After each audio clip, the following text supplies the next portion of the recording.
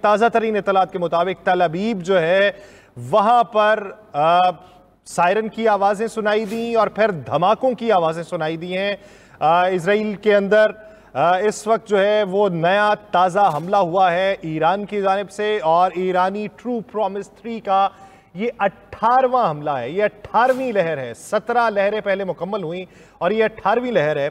और इसके बारे में मुख्तलिफ जो सियासी मुबस्सरीन, सियासी पंडित, आलमी राय रखने वाले ये बात कर रहे थे कि अमेरिका ने अगर हमला किया है तो इस वक्त इजराइल जो है वो हाई अलर्ट के ऊपर होगा। अगर अमेरिका के जो स्ट्रेटेजिक एसेट्स हैं इस खत्ते के अंदर, बिलखुसूस मिडल ईस्ट के अंदर, अगर उसको वो निशाना नहीं बनाता तो सबसे पहले वो निशाना बनाएगा इजराइल को। अब से तकरीबन कोई 3.5 घंटे पहले या 4 घंटे पहले अमेरिका के B-2 बमबार तैयारे वो हमला करते हैं ईरान के ऊपर, और 4 घंटों बाद ईरान की जानिब से जवाबी वार किया जाता है इजराइल की सरजमीन के ऊपर। और इजराइल में इस वक्त सायरन की आवाज़ें सुनाई दे रही हैं और तल अबीब में मुतअद्दिद धमाकों की आवाज़ें सुनी गई हैं। अब्बास इराक्ची ने कुछ ही देर पहले ये कहा था कि अंजाम तो भुगतना पड़ेगा।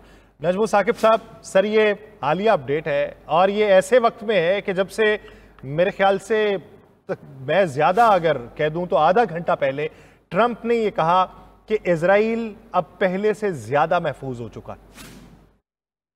देखिए, ये सारा कुछ जो है वो हम लोग एनालाइज कर रहे हैं पिछले काफी दिनों से, और इत्तेफाक से हमारा एनालिसिस ठीक निकल रहा है। हत्ता कि स्टेप बाय स्टेप जो चीजें हम लोग खासतौर पे 92 में हमने की हैं पिछले को तकरीबन 9 दिनों से, आप देखिए कि एक एक करके वो चीजें जो है वो सामने आ रही हैं। ये जो चीजें हैं, जिस तरह मैं अभी कह रहा था कि ईरान जो है अपने इन 3 न्यूक्लियर साइट्स पे अगर उसके हमला होता है, और वो मानते हैं कि हुआ है, ये देखिएगा कि उन्होंने इनकार नहीं किया, उन्होंने माना है कि हुआ है।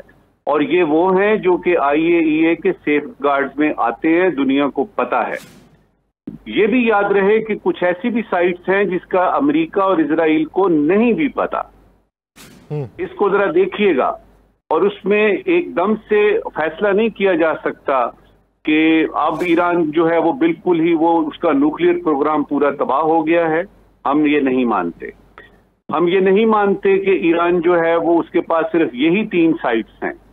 हम ये नहीं मानते कि अगर आप यानी ये जो आपके B-2 बॉम्बर या जो भी आपके बस्टर बॉम्ब्स हैं, ये आप करके और आए आपने आके सैर सपाटा किया और यानी 10 मिनट में आप निकल गए तो इसका मतलब है कि ईरान को शिकस्त हो गई। ये जंग जो है ये चलेगी, ये जंग अभी चलेगी, और इसमें जिस तरह की जंग में होता है ये उस तरह की जंग नहीं है वो जो ये सर्जिकल स्ट्राइक्स वाली, या उस तरह की जिस तरह के ईरान और ये इंडिया और पाकिस्तान की हुई है, जो कि शुरू में आइडिया उनका यही था कि 1-2 हमले करेंगे, उसके बाद थ्रेट देंगे, ईरान सरेंडर कर देगा, अल्लाह अल्लाह खैर सल्ला। अब ये है कि आपने जो उससे पहले पूछा था ना, इस ब्रेकिंग न्यूज से पहले आप मुझसे पूछ रहे थे कि जो दुनिया में इस वक्त बाकी लोग हैं वो किधर, चाइना क्या कर रहा है इस वक्त, रशिया क्या कर रहा है इस वक्त, यूनाइटेड नेशन सिक्योरिटी काउंसिल क्या कर रही है इस वक्त, यूनाइटेड नेशंस इटसेल्फ क्या कर रहा है, खित्ते के ममालिक जो हैं, जो कि खास तौर पे जो GCC कंट्रीज हैं, वो क्या कर रही है। ये सारे लोग जो हैं इस वक्त सिर्फ ये देख रहे हैं कि ईरान रिएक्शन में क्या करता है। इसमें इजराइल को भी शामिल कीजिए, और एक चीज इसमें देखिएगा कि अब तक जो सूरत हाल आ चुकी है, ईरान के पास किसी किस्म के मुज़ाकरात का रास्ता नहीं है। ईरान के पास किसी किस्म का, इस जंग में से ईरान अब फौरी तौर पे नहीं निकल सकता। लिहाजा इसका मतलब यह है कि वो जो बैटल लाइंस ड्रॉ हुई थी आज से 7-8 दिन पहले, अब वो बड़ी स्ट्रांग हो गई हैं, वो येलो से रेड हो गई हैं। अब अगर रेड हो गई हैं तो फिर तो डू और डाई है।